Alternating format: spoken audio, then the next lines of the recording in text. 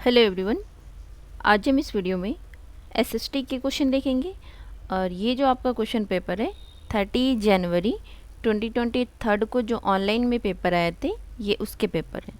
तो चलिए शुरू करते हैं। उससे पहले आप वीडियो को लाइक कर दें, शेयर कर दें। अगर इस चैनल पे नए हैं तो चैनल को सब्सक्राइब ज़रूर कर लें ताकि आने वाले सारे नोटिफिकेशन आपको मिलता रहे। तो क्वेश्चन नंबर हम लास्ट वीडियो में हमने क्वेश्चन नंबर 1 से लेकर 30 तक देख लिया था। इस वीडियो में हम क्वेश्चन नंबर 31 से लेकर के 60 तक करेंगे। तो चलिए हम शुरू करते हैं क्वेश्चन नंबर फर्स्ट से। क्वेश्चन नंबर 31 कहता है, नगर निगम के चुनाव के उद्देश्य से गठित किए गए क्षेत्रीय निर्वाचन क्षेत्रों को डैश के रूप में जाना जाता है। परिषद, वार्ड, खंड, क्षेत्र। तो इसका जो सही आंसर हो जाएगा option number second is the right answer, ward. नगर निगम के चुनाव के उद्देश्य से गठित किए गए क्षेत्रीय निर्वाचन क्षेत्रों को वार्ड के रूप में जाना जाता है। Option number second is the right answer. Question number 32 देखते हैं। ये कहता है, निम्न में से कौन सा क्षेत्र भारत में सबसे ज़्यादा रोजगार प्रदान करता है। मतलब कौन सा ऐसा क्षेत्र है जो भारत में सबसे ज़्यादा रोजगार प्रदान करता है। वो प्राथमिक है, द्वितीयक है, तृतीयक है या गिग इकोनॉमी की है। तो इसका सही आंसर हो जाएगा option number first is the right answer, प्राथमिक। क्वेश्चन नंबर 33 देखते हैं। मौसमी बेरोजगारी निम्नलिखित में से किस प्रक्रिया के साथ जोड़ी जा सकती है। खेती, दुग्ध सहकारिता, कॉल सेंटर, चीनी मिट्टी के बर्तन बनाना। तो इसका सही आंसर हो जाएगा option number first is the right answer. मौसमी बेरोजगारी निम्नलिखित में से किस प्रक्रिया के साथ जोड़ी जा सकती है, तो वो खेती से जोड़ी जाती है। क्वेश्चन नंबर 34 देखते हैं। एक लोकतांत्रिक सरकार का आधारभूत सूचक है डैश का होना लागू करना। प्रतिनिधित्व की अनुपातिक व्यवस्था, सार्वभौमिक वयस्क मताधिकार, first past the post system, क्षेत्रीय प्रतिनिधित्व। तो इसका सही आंसर हो जाएगा option number second is the right answer. एक लोकतंत्र सरकार का आधारभूत सूचक है सार्वभौमिक वयस्क मताधिकार का होना। क्वेश्चन नंबर 35 देखते हैं। हिंदू उत्तराधिकार अधिनियम में वर्ष 2005 में हुआ बदलाव महिलाओं को किस तरह लाभान्वित करेगा। यह महिलाओं को माता पिता की संपत्ति में बराबर हिस्सा दिलाता है, यह पुत्रों की तुलना में पुत्रियों को संपत्ति में अधिक हिस्सा दिलाते हैं, यह सारी संपत्ति पुत्रियों के नाम हस्तांतरित करता है, यह पारिवारिक संपत्ति बंटवारे में पुत्रियों को पुत्रों के ऊपर प्राथमिकता देते हैं। तो इसका जो सही आंसर हो जाएगा option number first is the right answer. यह महिलाओं को माता पिता की संपत्ति में बराबर हिस्सा दिलाते हैं। क्वेश्चन नंबर 36 देखते हैं। भारतीय संविधान में न्याय किए गए समानता के अधिकार को लागू करने के मुख्य प्रकार हैं। कानून के द्वारा, सरकार की योजनाओं व कार्यक्रमों द्वारा, सुविधाहीन समुदायों की मदद करने के द्वारा, प्राकृतिक संसाधनों को चलायमान करने के द्वारा। सही विकल्प का चयन कीजिए और बताइए इसका सही आंसर क्या होगा।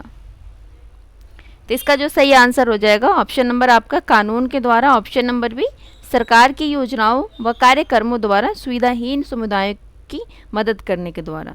तो आपका ए बी सही है, option number first is the right answer. Question number 37 देखते हैं। ये कहते हैं, संविधान की प्रस्तावना में प्रदत्त शब्दों के सही अनुक्रम की पहचान कीजिए। संप्रभु, धर्मनिरपेक्ष, समाजवादी, लोकतंत्र।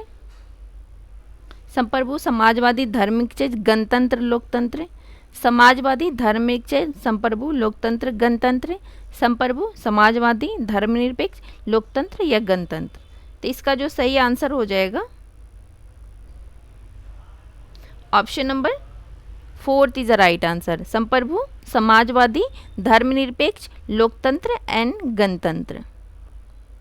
क्वेश्चन नंबर 38 देखते हैं। ये कहता है, जनहित याचिका PIL के संबंध में निम्नलिखित कथनों पर विचार कीजिए। कोई भी व्यक्ति या संगठन उच्च न्यायालय या सर्वोच्च न्यायालय में जनहित याचिका PIL दायर कर सकता है। क्या ये बात सही है? ये बात बिल्कुल सही है। तो आपका ए तो सही कहता है। बी कहता है जनहित याचिका PIL उन लोगों की ओर से दायर की जा सकती है जिनके अधिकारों का उल्लंघन हुआ है। आपका बी भी सही कह रहा है। सी कहता है जनहित याचिका PIL उच्च न्यायालय या सर्वोच्च न्यायालय के नाम भेजे गए पत्र या ईमेल के माध्यम से दायर नहीं की जा सकती। ये आपका गलत हो जाएगा। तो आपका सही आंसर हो जाएगा option number first is the right answer. इसमें ए और बी दोनों हैं। क्वेश्चन नंबर 39 देखते हैं। जब आदिवासी समूहों को विकासात्मक गतिविधियों के कारण उनकी भूमि से विस्थापित किया जाता है तो फलस्वरूप वे अपने डैश खोने लगते हैं। रीति रिवाज और परंपराएं, आय के स्रोत और आजीविकाएं, वनों तक अपने पहुँच, अभावग्रस्त समुदायों की तरह मान्यता। तो इसका सही आंसर हो जाएगा option number first is the right answer. D आपका गलत है, बाकी ए बी सी सही है। क्वेश्चन नंबर 40 देखते हैं। निम्नलिखित में से क्या भारतीय संविधान द्वारा सुनिश्चित सांस्कृतिक न्याय के उदाहरण होंगे? सभी समुदायों की धार्मिक और सांस्कृतिक स्वतंत्रता की पहचान, मुख्य धारा की संस्कृति की हाशिएकृत समुदायों में फैलाना, अल्पसंख्यकों को अपने धर्म और संस्कृति को सुरक्षा रखने की अनुमति देना, सांस्कृतिक अधिकारों की मौलिक अधिकारों के रूप में पहचान। तो इसका जो सही आंसर हो जाएगा आपका ए सही है और सी सही है और डी सही है। जो बी है वो गलत है। किस ऑप्शन में? तो option number third is the right answer. Question number 41 देखते हैं। निम्नलिखित में से कौन से कथन ज्ञान के विषय के रूप में इतिहास के स्वरूप के बारे में सही है? तो फर्स्ट कहता है इतिहास संपूर्ण रूप से अतीत पर निर्भर है, बिना यह जांचे कि कैसे अतीत ने वर्तमान को प्रभावित किया। बिल्कुल सही है। बी कहता है इतिहास अपने व्यक्तिगत एवं सामूहिक दोनों ही पक्षों में मानवीय चेतना के विकास की कहानी है। आपका बी भी सही कह रहे हैं। सी कहता है इतिहास अतीत के घटनाक्रमों तथा भविष्य में प्रगतिशील परिवर्तनों के बीच का संवाद है। सी भी सही है। डी कहता है निरंतरता और सामंजस्य दोनों इतिहास के अपेक्षित गुण हैं। डी आपका गलत है। किस ऑप्शन में? A B C. Option number आपका फर्स्ट सही हो जाएगा। क्वेश्चन नंबर 42 देखते हैं। क्वेश्चन नंबर 42 कहते हैं इतिहास में तिथियों एवं वर्षों को सूचित करने के लिए प्रयोग में आने वाली वर्तमान प्रथाओं के बारे में कथन में से कौन सा कथन सही है? तो फर्स्ट कहते हैं AD के स्थान पे BCE, BC के स्थान पर AD, BCE के स्थान पर AD और BC के स्थान पर BCE। तो इसका जो सही आंसर हो जाएगा option number fourth is the right answer, BC के स्थान पर BCE। क्वेश्चन नंबर 43 देखते हैं। ये कहता है निम्नलिखित में से कौन सी विधियाँ साधन कक्षा में विद्यार्थियों को जेंडर लैंगिक के संकल्पना को समझाने के लिए उपयुक्त है? जीवन का अनुभव, व्यक्ति अध्ययन, केस स्टडीज, जनसभा का आयोजन, कहानियाँ। इनमें से सही जोड़ों का चयन कीजिए और बताइए इसका सही आंसर क्या होगा। तो इसका जो सही आंसर हो जाएगा जनसभा का आयोजन गलत है, बाकी सारे सही हैं। तो option number fourth is the right answer, A, B and D। Question number 44 देखते हैं।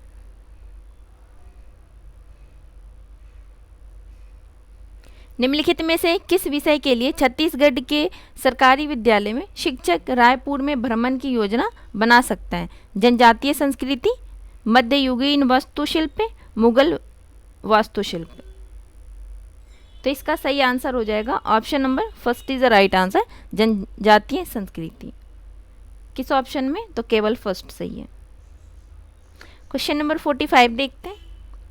एक सामाजिक विज्ञान की शिक्षिका बंदरगाहों एवं ऐतिहासिक समुद्रों मार्गों की अवस्थिति पढ़ाना चाहती है। उनको डैश प्रकार के मानचित्र का उपयोग करना चाहिए। मतलब कौन सा मानचित्र है जिसमें ऐतिहासिक समुद्री मार्गों अवस्थित के बारे में बताया जाता है? तो क्या विश्व की राजनीतिक है, विश्व की भौतिक है, भारत की राजनीतिक है, भारत की भौतिक? बात क्या कह रहे हैं आप ध्यान से पढ़ें। एक सामाजिक विज्ञान की शिक्षक है, बंदरगाहों ऐतिहासिक समुद्रों मार्गों की अवस्थिति। इसने न इंडिया की बात नहीं की है, तो जहाँ आ जाएगा भारत, आप उसे कट कर दें। पहले भारत की ना राजनीतिक का बात कर, ना भारत की भौतिक का बात कर रहे हैं। और आपको पता ही होगा ये जो ऐतिहासिक समुद्री रास्ते हैं, समुद्री रास्ते जो ज्योग्राफी के अंदर आता है, क्या वो राजनीतिक में आएगा? नहीं, राजनीतिक में तो ये बताता है पाकिस्तान है भाई, ये जो इंटरनेशनल बाउंड्रीज है पाकिस्तान है, ये आपका डिस्ट्रिक्ट बता देगा, आपका स्टेट बता देगा, आपका कौन कौन सा कंट्री वगैरह है, ये सब बता देगा। तो इसका सही जो आंसर हो जाएगा option number second is the right answer.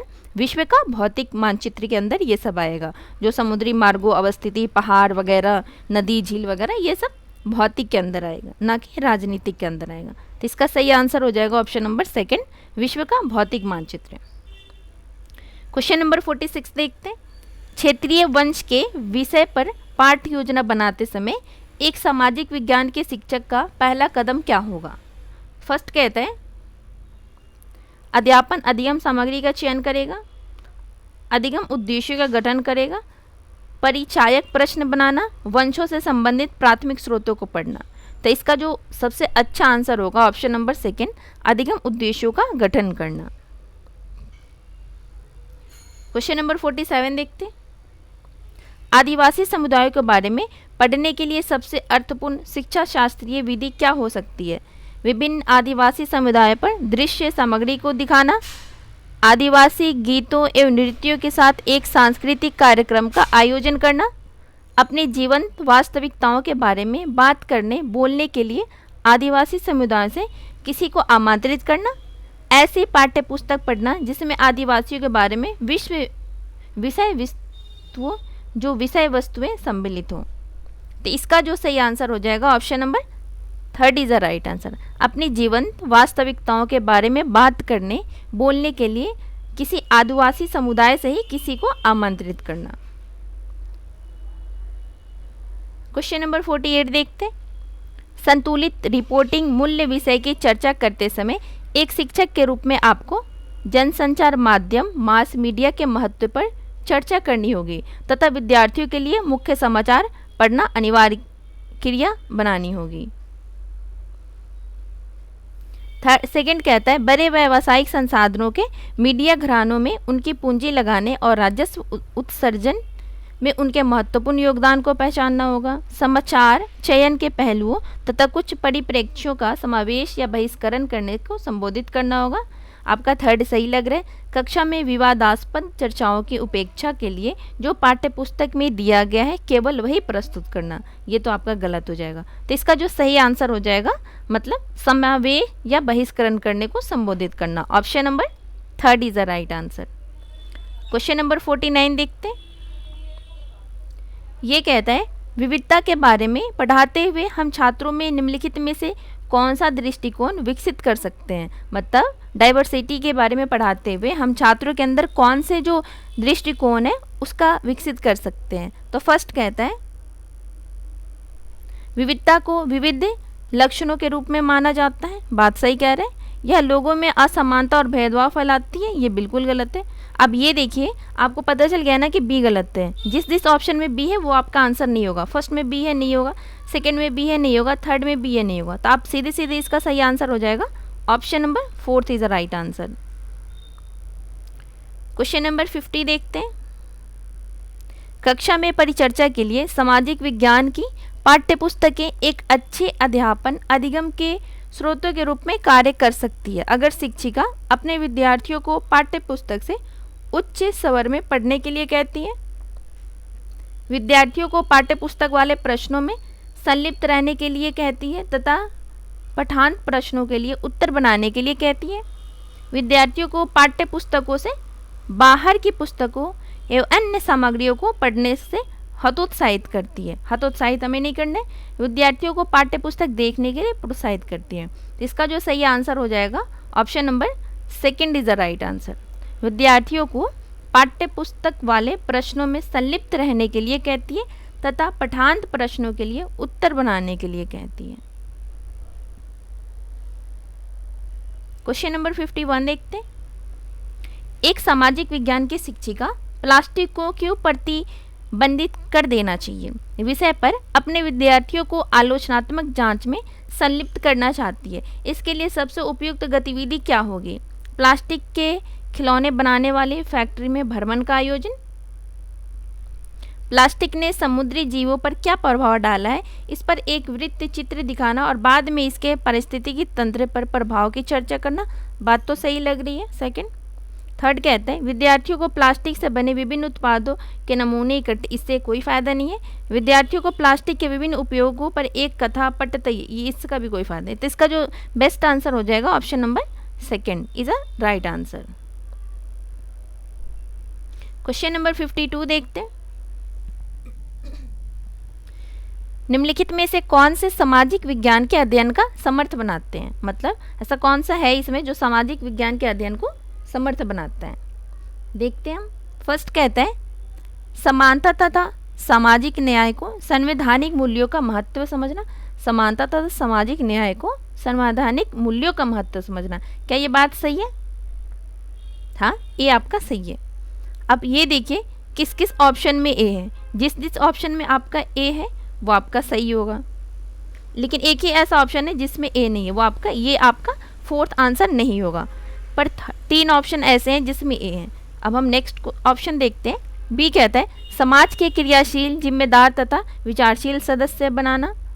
B आपका सही कहता है। अब देखिए ए भी सही है, बी भी सही है।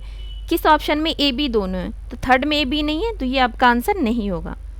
अब सी डी में से कोई एक ही सही है आपका। सी कहता है प्राप्त विचारों, संस्थाओं तथा प्रथाओं के साथ कर्मठता से समनुरूप होना, यह आपका गलत हो जाएगा, तो सी आपका गलत हो जाएगा। डी कहता है यह समझना कि समाज की कैसे संरचना होती है तथा कैसे उसे व्यवस्थित एवं शासित किया जा सकता है, तो डी सही है आपका। ए सही है, बी सही है और डी सही है। किस ऑप्शन में है, तो option number second is the right answer. Question number 53 देखते हैं।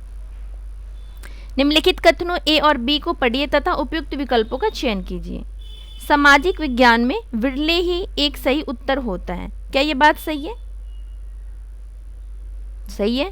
सामाजिक विज्ञान के शिक्षा शास्त्रीय उपागम को परिभाषाओं के प्रयोग से बचना चाहिए। इसका सही आंसर हो जाएगा आपका ए बी सही है, बी भी सही है। किस ऑप्शन में, तो option number first. Question number 54 देखते हैं।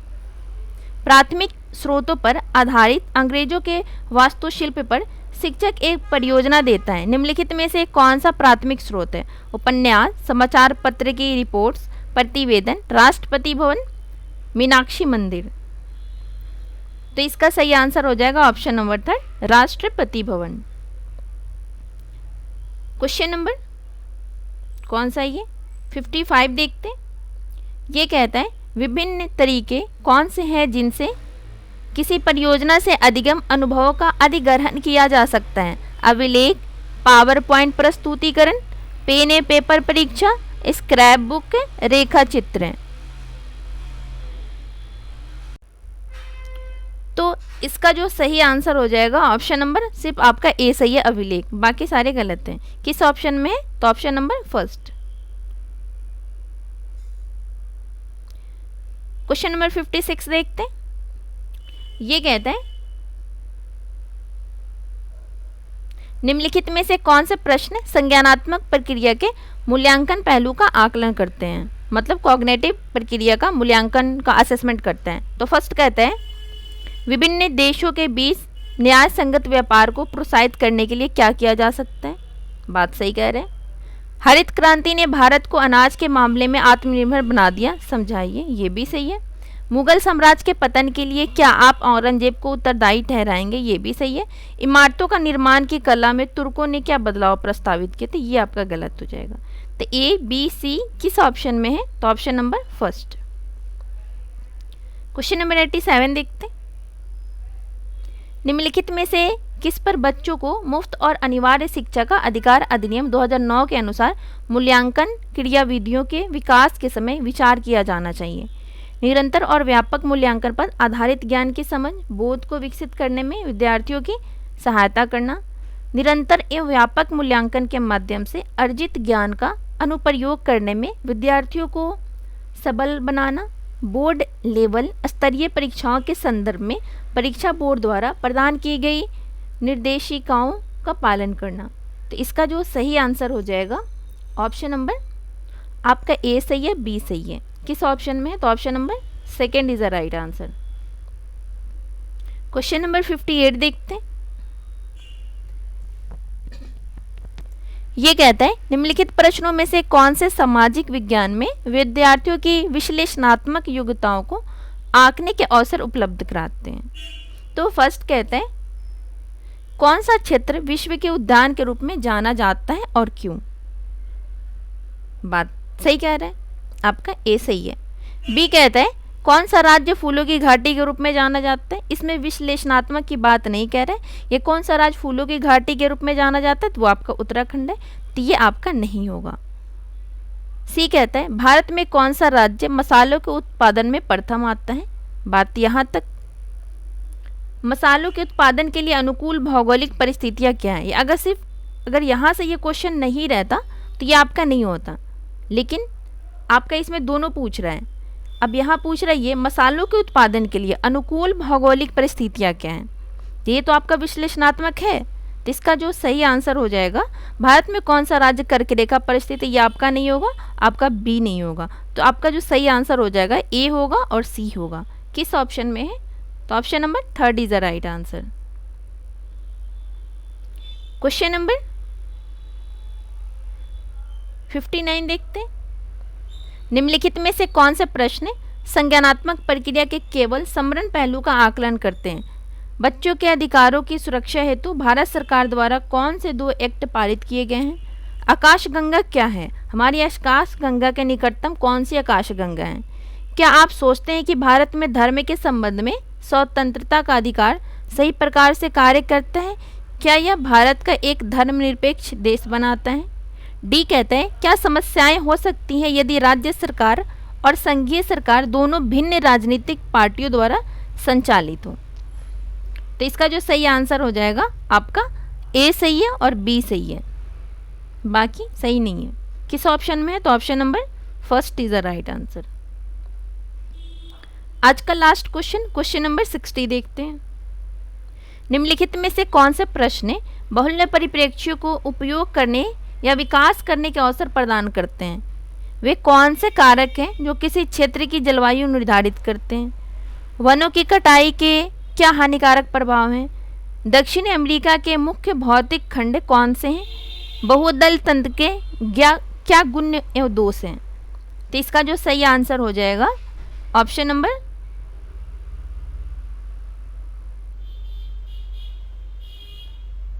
Fourth is the right answer. बाकी ए बी सी गलत है, आपका सही आंसर हो जाएगा ऑप्शन नंबर डी फोर्थ, केवल डी सही है। तो इस वीडियो में हमने एसएसटी के 30 क्वेश्चन करे हैं। आई होप कि आपको ये वीडियो पसंद आएगी और आप इस वीडियो को जरूर देखें, जितना हो सके आप प्रैक्टिस जरूर करें। मिलते हैं आपसे नेक्स्ट वीडियो में, तब तक वीडियो को लाइक करें, शेयर करें। चैनल पे नए हैं तो चैनल को सब्सक्राइब जरूर करें। Thank you.